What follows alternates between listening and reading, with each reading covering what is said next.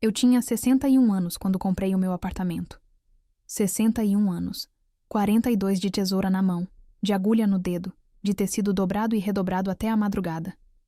42 anos costurando vestido de noiva para casamento dos outros, cortina para sala dos outros, roupa de criança para filho dos outros. E quando finalmente, eu fechei aquela escritura com o meu nome. Só o meu nome. Sem dever nada a ninguém. Eu chorei ali mesmo no cartório. Chorei feio, do jeito que a gente chora quando a vida resolve devolver alguma coisa que ela levou cedo demais. A moça do balcão me ofereceu um copo d'água. Eu peguei, tomei e sorri para ela sem conseguir explicar por que aquele apartamento de 2 quartos no 4º andar era o maior troféu da minha vida. Ela não ia entender mesmo. Para entender, ela precisaria ter vivido o que eu vivi. No dia da mudança, eu acordei antes do sol. Fiz café, sentei na varanda do apartamento que eu ainda estava deixando e fiquei olhando para o céu ficar claro devagar. Tinha uma brisa boa, o tipo de brisa que parece que alguém mais velho que o mundo está tentando te dizer: vai, pode ir, você merece. A minha filha Tatiane tinha chegado na véspera com o marido e os 2 filhos para me ajudar. Os meninos, 8 e 6 anos, loucos, cheios de energia, já tinham passado a noite inventando o que iam fazer no apartamento novo da vovó. O mais velho queria montar um cantinho de leitura. O menor queria saber se cabia uma piscina. Eu ri tanto que esqueci por uns minutos que tinha medo. Então o telefone tocou. Era minha irmã Rosângela. Eu atendi no 2º toque, sem desconfiar de nada. A voz dela veio do outro lado limpa, sem hesitação, como quem está anunciando uma coisa absolutamente normal. Cleusa, liguei para te avisar. Mamãe decidiu que eu vou morar aí com você, no apartamento novo. Já tô separando as minhas coisas. O mundo não parou. O café continuou quente. A brisa continuou boa. Mas alguma coisa dentro de mim parou. Eu fiquei em silêncio. Ela esperou uns 3 segundos e completou. Como se o silêncio fosse uma resposta errada da minha parte. Se não gostou, o problema é seu. Foi decisão da mamãe. Eu olhei para o café. Olhei para o céu que já estava quase totalmente claro. Pensei nos 42 anos de tesoura. Pensei na escritura com o meu nome. Pensei nos meus netos lá dentro inventando piscina onde não cabia piscina. E então eu sorri. Um sorriso que ela não viu, mas que eu senti até o fundo do peito. Pode vir, Rosângela, eu disse, com uma calma que até eu mesma me surpreendi. Preparei tudo para você. Ela desligou satisfeita. Eu tenho certeza disso. Devia estar sorrindo do outro lado, achando que tinha vencido mais uma. Que a Cleusa, como sempre, tinha cedido. Que a Cleusa, como sempre, ia engolir. O que ela não sabia, e o que eu vou te contar agora, é que eu não tinha preparado coisa nenhuma. Eu disse aquilo porque naquele exato momento, alguma coisa virou dentro de mim de vez. Uma coisa que eu carregava torta faz tempo demais finalmente se endireitou. Mas para você entender o que aconteceu depois, precisa entender quem é Rosângela. E para entender quem é Rosângela, precisa voltar comigo no tempo. Porque essa história não começou naquele telefonema. Essa história começou muito antes, numa casa com cheiro de madeira velha e roupa recém-passada, onde 2 meninas cresceram lado a lado e foram escolhendo cada uma quem iam ser. Se você quiser saber o que eu preparei de verdade para minha irmã, fica comigo. Porque o que aconteceu depois foi o maior dia da minha vida. E olha que eu já fechei escritura em cartório chorando. Deixa o like e inscreve no canal e não vai embora. A história ainda tá só começando. A casa onde a gente cresceu ficava numa rua de terra batida, no fundo de um bairro que a cidade foi engolindo devagar. Era uma casa pequena, de 3 cômodos, com janela de madeira que inchava no inverno e não fechava direito. Meu pai era servente de pedreiro. Minha mãe, Dona Neuza, lavava roupa para fora. A gente não tinha muito, mas tinha o suficiente para não passar vergonha. E isso, para eles, era uma espécie de orgulho silencioso que eu aprendi a respeitar. Eu sou a mais velha. Rosângela veio 4 anos depois, pequenininha, com olho grande e um jeito de chorar que parava a casa inteira. Minha mãe dizia que ela nasceu sabendo que o mundo ia correr para atender. E o mundo correu mesmo. A gente também correu. Desde cedo ficou claro que as regras eram diferentes para cada uma de nós. Quando eu quebrei o pote de barro da cozinha com 12 anos, apanhei com a chinela e fui dormir sem jantar. Quando Rosângela quebrou a janela da sala com 15, minha mãe passou a tarde inteira explicando para o vizinho que a menina não tinha feito por mal. Eu não guardei raiva disso, guardei a observação e aprendi desde nova que certas pessoas nascem sabendo se colocar no centro sem precisar pedir licença. Meu pai morreu quando eu tinha 19 anos. Infarto fulminante. Uma quinta-feira de manhã, antes do café. A casa virou de cabeça para baixo. Minha mãe ficou em estado. Rosângela tinha 15 anos e não sabia fazer nada sozinha. E eu tive que segurar tudo. Foi aí que uma vizinha me ensinou a costurar de verdade. Não o ponto de mão que minha mãe me tinha passado, mas máquina, molde, medida, acabamento. Em 3 meses eu já estava fazendo bainhas para a vizinhança por trocado. Em 2 anos eu tinha clientela. Em 5, eu tinha sustentado aquela casa sem deixar faltar nada para ninguém. Rosângela cresceu nessa casa sustentada por mim. Estudou, namorou, se arrumou, saiu para festa, voltou tarde. Eu não reclamei. Era minha irmã. Era o que tinha que ser feito. Quando ela tinha 22 anos, conheceu o Edivaldo. Casou rápido, saiu de casa. E por uns bons anos a gente teve uma relação de irmã que funcionava porque havia distância suficiente entre nós. A gente se via nas datas, trocava recado, fingia que a história da infância não tinha ficado torta do jeito que ficou. É fácil fingir quando tem quilômetro entre uma coisa e outra. O que eu não sabia era que o casamento de Rosângela com Edivaldo era uma fachada com prazo de validade. Ele foi embora depois de 8 anos. Deixou ela com uma filha de 7, a Priscila, e uma coleção de dívidas que ela não tinha coragem de admitir para ninguém. Rosângela não me contou isso na época. Eu fui descobrindo aos pedaços, do jeito que a gente descobre as coisas que as pessoas escondem, pelos buracos que elas deixam na conversa. Foi mais ou menos nessa época que ela começou a aparecer mais. Telefonemas frequentes, visitas sem avisar, uma intimidade repentina que eu recebi de braços abertos, porque eu ainda era a Cleusa que acreditava que irmã é irmã, que sangue chama, que o que passou, passou. Minha mãe foi envelhecendo. Com 80 anos, Dona Neuza começou a esquecer as coisas pequenas, onde tinha deixado as chaves, o nome do médico, o dia da semana. Nada grave ainda, mas o suficiente para deixar todo mundo em alerta.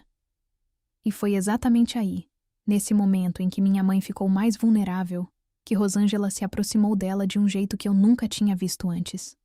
Ligava todo dia, ficava horas na casa dela, levava a Priscila junto para visitar a avó. Eu fiquei feliz. Que burra que eu fui. Porque o que parecia carinho era, na verdade, posicionamento. Rosângela estava se instalando na vida da minha mãe como quem planta uma semente devagar, com paciência, sabendo que a colheita vem lá na frente. Ela não precisava de mim. Ela precisava de uma aliada com 83 anos, memória fraca e coração mole. E minha mãe, que sempre amou Rosângela com uma intensidade que eu nunca soube bem de onde vinha, era um instrumento perfeito. Eu continuei trabalhando. Continuei guardando. Continuei sonhando com o apartamento. E quando finalmente fechei a escritura, quando finalmente assinei com a minha própria mão num papel que dizia que aquele lugar era meu, foi como se 42 anos de vida tivessem se organizado numa frase só. Valeu a pena. Mas o que eu não sabia naquele momento era que Rosângela já estava com o plano pronto faz tempo. Que cada telefonema para minha mãe, cada visita adocicada, cada lágrima bem colocada, tinha um destino. E esse destino era o meu apartamento. Continue comigo, porque agora é que a coisa começa a mostrar a face que ela sempre teve por baixo. A primeira coisa estranha que eu notei foi um silêncio. Não o silêncio barulhento das brigas. Não aquele tipo de gelo que a gente reconhece e sabe nomear. Era um silêncio mole, escorregadio, do tipo que vai chegando sem avisar, e que quando você percebe, já tomou conta do ambiente inteiro. Minha mãe começou a atender meus telefonemas mais curta. Não grossa, não fria, só curta. Onde antes ela ficava 20 minutos me contando o que tinha comido no almoço, agora ela ficava 5 e dizia que estava cansada. Eu achei que era a idade. 83 anos. Faz sentido cansar mais depressa. Mas aí vieram os comentários. O primeiro foi numa tarde de sábado, quando eu fui visitar minha mãe e levei um frango assado que ela gostava. Ela recebeu bem. A gente sentou na sala e no meio da conversa ela falou, assim, do nada, com aquela voz de quem tá repetindo uma coisa que ouviu de outro e ainda não digeriu direito. Rosângela disse que você nem perguntou se eu precisava de ajuda quando fiquei gripada no mês passado. Eu olhei para ela. Mãe, eu não sabia que a senhora estava gripada. Ela franziu a testa como se aquilo fosse uma desculpa estranha. Ela disse que te ligou e você não atendeu. Eu respirei fundo. Peguei o celular, mostrei para ela o histórico de chamadas. Nenhuma chamada de Rosângela naquele período. Minha mãe olhou para o celular com aquela expressão de quem não quer acreditar no que tá vendo porque acreditar seria complicado demais. Ela deve ter se enganado, ela disse. E mudou de assunto. Eu comi o frango em silêncio e fui embora com um peso no peito que eu ainda não sabia nomear. Nos meses seguintes, os comentários foram aparecendo com uma regularidade que eu fui aprendendo a temer. Rosângela tinha dito que eu não tinha mandado nem mensagem no aniversário da minha mãe, mas eu tinha ido pessoalmente, com bolo, com flor. Rosângela tinha dito que eu falava mal dela para Tatiane. Mentira tão absurda que eu quase ri, se não fosse pelo fato de que minha mãe estava ouvindo e processando aquilo como possibilidade real. Rosângela tinha dito que eu era grossa com o pessoal do posto de saúde quando levava minha mãe. E eu levava minha mãe ao posto há anos, toda consulta sem falta. Cada mentira era pequena o suficiente para não parecer mentira. Era exatamente do tamanho de uma dúvida. E dúvida, numa cabeça cansada de 83 anos, cresce rápido. Eu tentei conversar com Rosângela uma vez. Só uma. Liguei para ela numa noite de terça, com voz tranquila, e disse que eu precisava entender o que estava acontecendo, porque minha mãe estava chegando em mim com versões de coisas que não tinham acontecido. Ela suspirou do outro lado do telefone. Um suspiro longo, performático, do tipo que antecede uma fala ensaiada. Cleusa, você sempre fez isso. Desde pequenininha. Quando alguém aponta um problema seu, você transforma em ataque. Eu tô tentando ajudar a mamãe, e você tá aqui me acusando. Não tô te acusando, Rosângela. Tô te perguntando. Tô desligando porque essa conversa não tá me fazendo bem. E ela desligou. Eu fiquei com o telefone na mão por um bom tempo. Tinha uma coisa que ela tinha dito que ficou me rondando. Você sempre fez isso, desde pequenininha. Como se ela tivesse uma história inteira guardada. Uma narrativa completa sobre quem eu era, pronta para ser usada sempre que eu tentasse questionar alguma coisa. Era eficiente, era cruel, e era completamente calculado. O que eu não entendia ainda, e que só fui entender muito mais tarde, era o tamanho real do que estava sendo construído. Minha sobrinha Priscila tinha 23 anos na época, morava com a mãe, trabalhava num salão aqui perto, e era uma menina quieta, de poucas palavras, que eu sempre achei que era só tímida. A gente se cumprimentava, trocava abraço, mas nunca tinha tido uma conversa de verdade. Eu não sabia o que ela pensava. Não sabia o que ela via. Numa tarde de quarta-feira, Priscila foi levar minha mãe de volta para casa depois de uma consulta. Eu estava lá quando elas chegaram. Minha mãe entrou, foi deitar. E Priscila ficou parada na porta com uma expressão que eu não soube ler naquele momento. Ela abriu a boca como se fosse falar alguma coisa. Fechou. Olhou para o chão. Priscila, tá tudo bem? Tô bem, tia, ela disse, e foi embora. Eu não dei importância. Que burra. Faltavam 3 semanas pro dia da mudança quando minha mãe me ligou numa manhã e disse uma frase que me atravessou com uma agulha grossa em tecido fino.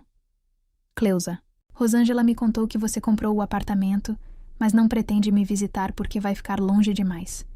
Que você escolheu um lugar que fica do outro lado da cidade de propósito. O apartamento ficava a 12 minutos da casa da minha mãe. 12 minutos de carro. Eu tinha escolhido assim de propósito mesmo, porque queria estar perto dela. Eu expliquei isso. Expliquei com calma, com detalhe, com o endereço na ponta da língua. Minha mãe ouviu em silêncio. E quando eu terminei, ela disse: "Ela disse que você ia dizer isso." E foi aí que eu entendi. Não foi uma conclusão que chegou devagar. Foi um estalo. Rosângela não estava espalhando mentiras aleatórias. Ela estava construindo uma versão de mim. Uma Cleusa egoísta, distante, ingrata. E já tinha colocado na cabeça da minha mãe a resposta para qualquer coisa que eu fosse dizer em minha defesa. Ela tinha fechado o cerco antes de eu perceber que estava dentro dele.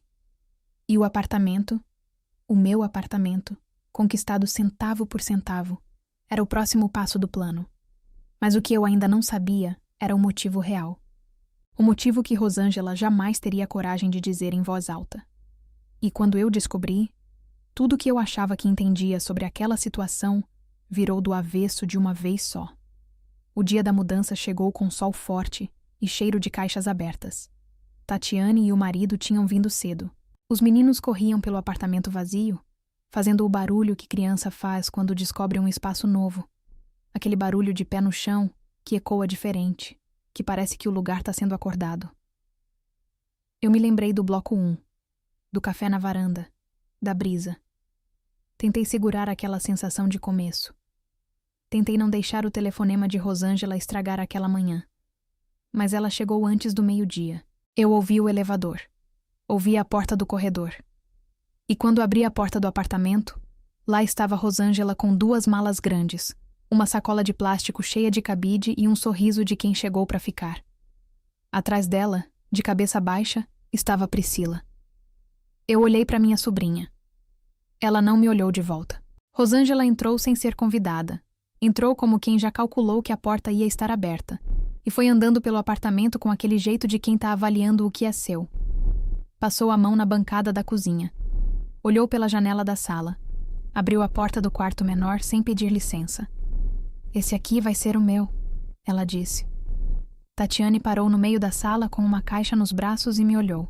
Os meninos pararam de correr. O apartamento inteiro parou. Eu fechei a porta com calma. Respirei e falei: "Rosângela, esse apartamento é meu. Você não vai morar aqui." Ela virou devagar, com aquela expressão de quem não acredita que está ouvindo resistência. "Mamãe pediu." Eu falei com mamãe. Ela não pediu nada. Você disse para ela que eu pedi que você viesse. Que absurdo. Ela largou a voz como se eu estivesse inventando uma história ridícula. "Você tá me chamando de mentirosa na frente da sua filha?" Tô descrevendo o que aconteceu. "Cleusa." Ela deu um passo em direção a mim, abaixou a voz num tom que eu reconheci imediatamente, aquele tom de irmã mais velha que ela nunca foi, mas sempre quis ser. "Você vai me deixar passar por isso?" Na frente dos seus netos. Meu neto mais velho, o de 8 anos, estava parado na entrada do corredor, olhando a cena com olhos arregalados. Aquela imagem me partiu ao meio. Que tipo de adulto aparece na casa dos outros com mala? Ocupa o espaço de uma criança de 8 anos que tinha passado a noite toda animado com a vovó nova e usa isso como escudo? Eu me virei pro menino. "Vai lá dentro brincar, meu amor. Tô resolvendo uma coisa." Ele foi. E quando ele saiu do corredor, eu senti uma clareza que não sentia faz anos. Não era raiva. Raiva eu já tinha sentido antes e passado. Era outra coisa. Era a sensação exata de quem chegou no limite e descobriu que do outro lado do limite tem chão firme. "Você tem 2 opções", eu disse, com uma voz que eu mesma estranhei de tão calma. "Você pega as suas malas, desce com a Priscila, e a gente conversa na semana que vem numa hora combinada. Ou você fica, e eu ligo agora pro advogado que cuidou da escritura e explico a situação. A escolha é sua." Rosângela ficou me olhando por uns segundos que pareceram muito mais longos do que eram. Eu vi o momento exato em que a máscara escorregou. Não sumiu. Ela é esperta demais para isso. Mas escorregou o suficiente para aparecer embaixo a expressão real. Não era raiva, não era mágoa. Era cálculo. Ela estava medindo se eu estava blefando. Eu não estava. Ela pegou as malas sem dizer mais nada. Priscila a seguiu, ainda de cabeça baixa, e quando a porta fechou, Tatiane veio até mim, me abraçou, e eu senti o peso de tudo que eu tinha segurado escorrer pelos meus ombros, sem virar choro. Não ia chorar. Não naquele dia. O que eu não sabia, e que ia descobrir em menos de 48 horas, era que Priscila não tinha ido embora com a mãe por obediência. Ela tinha ido para me contar uma coisa que ia mudar tudo. Priscila tocou a campainha no dia seguinte, às 8 da manhã. Eu ainda estava de pijama, com o café na mão, caixas pela metade espalhadas pela sala.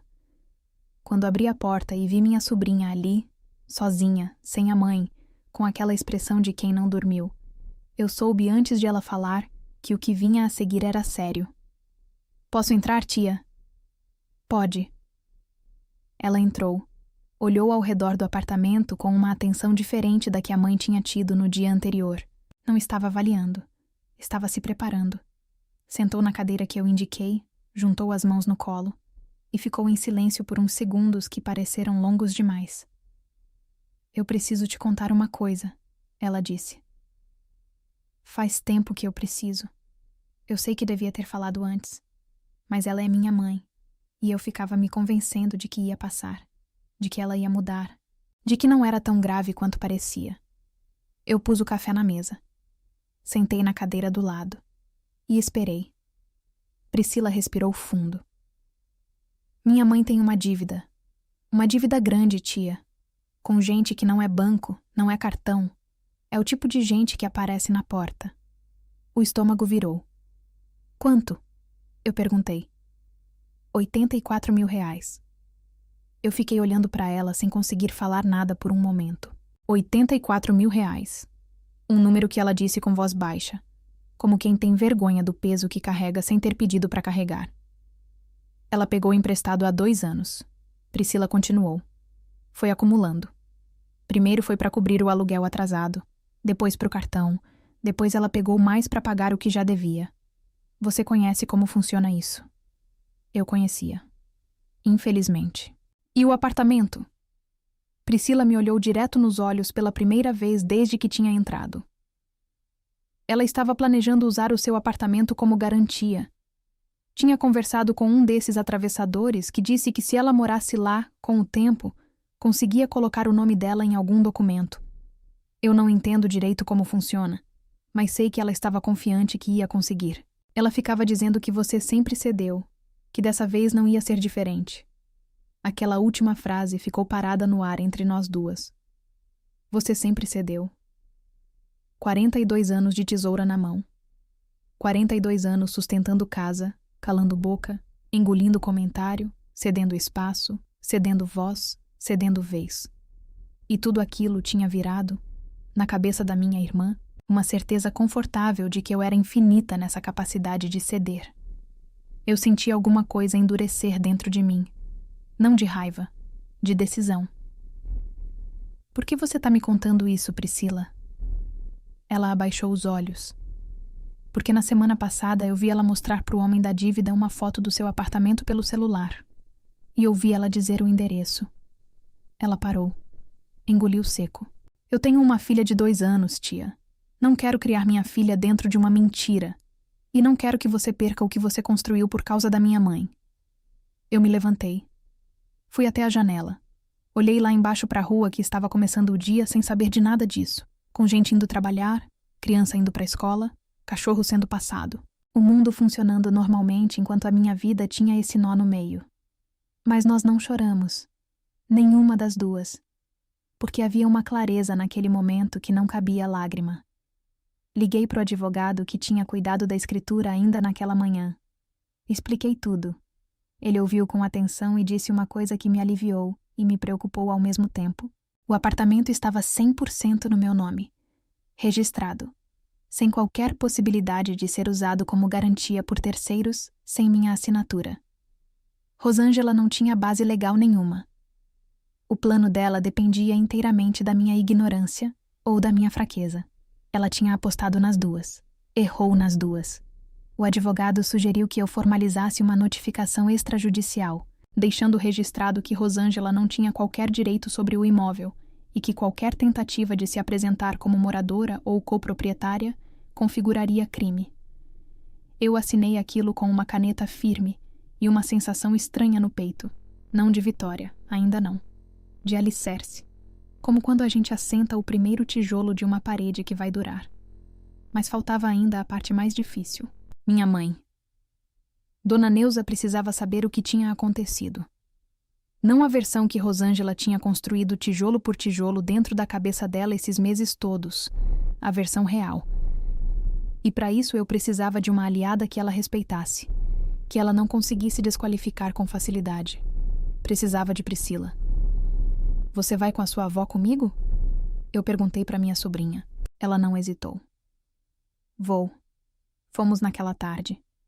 As 3 sentamos na sala da casa onde eu tinha crescido, com cheiro de madeira velha e roupa recém-passada. E Priscila contou tudo para a avó com uma calma que me surpreendeu.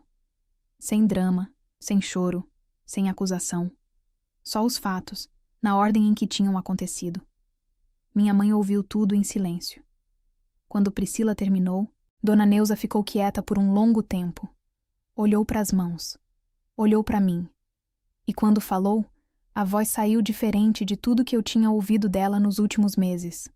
Saiu velha, cansada e honesta. Ela me disse que você tinha mudado. Que você não ligava mais para mim de verdade. Eu sei, mãe. Eu acreditei nela. Eu sei. Cleusa. Ela pegou a minha mão com os dedos finos e frios de quem tem 83 anos. Me perdoa. E aí, eu chorei. Mas foi o tipo de choro que limpa, não o tipo que enterra. Nos dias seguintes, minha mãe foi chegando devagar de volta para mim. Não foi uma virada de chave. Não foi um abraço dramático que apagou tudo. Foi lento. Do jeito que as coisas verdadeiras costumam ser. Uma ligação de manhã cedo, um cheguei bem de tarde. Uma pergunta sobre o apartamento que ela nunca tinha feito antes, porque Rosângela tinha convencido ela de que o apartamento era uma afronta. Mas agora ela perguntava: como ficou a cozinha? Você já desembrulhou as louças? Tem varanda? Tem varanda, mãe. E dá pra ver um pedaço do céu de lá. Ela foi visitar na 3ª semana. Veio com Priscila, que tinha passado a ser o elo entre nós duas. Não por obrigação, mas porque ela própria tinha escolhido esse lado. E estava honrando essa escolha com uma maturidade que eu não esperava de uma menina de 23 anos. Elas chegaram num sábado de manhã. Minha mãe de blusa azul passada a ferro. Cabelo penteado. Aquele perfume antigo que ela usa desde que eu me entendo por gente. Quando ela entrou e olhou ao redor, ficou quieta um momento. Passou a mão na parede da sala, como quem está verificando o que é real. Você fez isso sozinha? Ela disse. Não foi pergunta. Fiz, mãe. Ela me olhou com uma expressão que eu nunca tinha visto nela antes. Ou talvez eu tivesse visto e não tivesse sabido reconhecer. Era orgulho. Orgulho limpo, sem culpa, sem comparação. Os meus netos chegaram logo depois com Tatiane. A casa encheu de barulho bom. Criança correndo, café passando. Minha mãe sentada no sofá com o neto menor no colo, me contando uma história que ele tinha inventado sobre um dinossauro que morava debaixo da cama. Eu fiquei parada na entrada da cozinha olhando aquela cena e pensei: é isso, era isso o tempo todo. Era esse o apartamento que eu queria. Não as paredes, não o piso, esse barulho, essa gente. Rosângela não apareceu. Soube por Priscila que ela tinha entrado em contato com os credores, que a situação estava sendo negociada com a ajuda de um familiar do Edivaldo que ainda tinha algum contato com ela. Não era meu problema resolver. Nunca tinha sido. O que era meu problema, e que eu resolvi, era garantir que o plano dela não fosse executado às minhas custas. Mas teve um momento em que a máscara de Rosângela caiu de vez, e não foi na minha frente. Foi na frente da minha mãe. 2 semanas depois da visita ao apartamento, Rosângela foi até a casa de Dona Neuza. Deve ter imaginado que a mãe ainda estava do lado dela, que dava para reverter. Mas minha mãe já sabia de tudo. E quando Rosângela começou a versão ensaiada, a Cleusa isso, a Cleusa aquilo, a decisão foi da senhora. A senhora pediu. Minha mãe a interrompeu com uma frase curta, dita com aquela voz velha e honesta que eu tinha ouvido na sala naquele dia. Chega, Rosângela.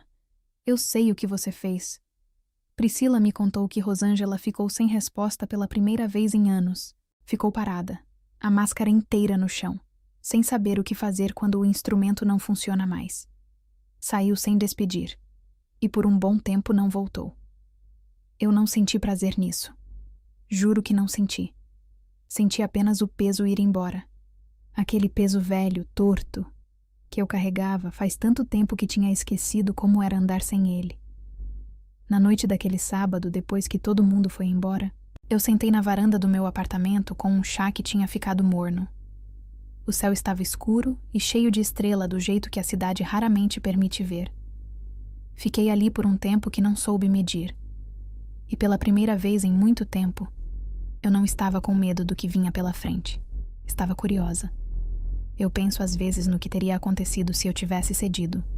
Se naquele dia, com as malas de Rosângela na entrada do meu apartamento, eu tivesse feito o que ela esperava. Se eu tivesse respirado fundo, abaixado a cabeça, dito que tudo bem, que ela podia ficar, que eu ia me virar. Como tantas outras vezes. Como a vida toda. O apartamento teria virado garantia de uma dívida que não era minha. Minha mãe teria continuado acreditando numa versão falsa de mim. E Rosângela teria aprendido, mais uma vez, que a Cleusa cede. Que a Cleusa aguenta. Que a Cleusa é infinita nessa capacidade de desaparecer para que os outros caibam. Mas tem uma coisa que ninguém te conta sobre chegar nos 60 anos. Você para de ter medo de ocupar espaço. Não de uma vez, não sem dor. Mas para. Você olha para trás e vê tudo que construiu com as próprias mãos. Tudo que sustentou sem pedir reconhecimento. Tudo que sobreviveu sem manual. E aí você olha para frente e pensa: não, agora não. Esse espaço é meu. Eu paguei por ele. Com tempo, com agulha, com madrugada, com escolha. Se você está assistindo isso e reconhece alguma coisa nessa história. Se tem uma Rosângela na sua vida. Se tem um plano sendo construído nas suas costas, se tem alguém usando a sua bondade como escada, eu quero que você ouça o que eu demorei 61 anos para aprender. Ceder não é virtude quando quem recebe usa a sua generosidade como arma. Existe uma diferença enorme entre ser generosa e ser usada. E você merece saber essa diferença antes de perder o que construiu. O meu apartamento continua com o meu nome na escritura.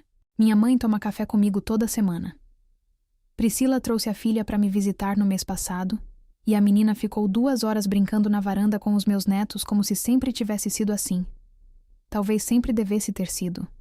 Se essa história te tocou, compartilha com alguém que precisa ouvir. Deixa o seu comentário aqui embaixo.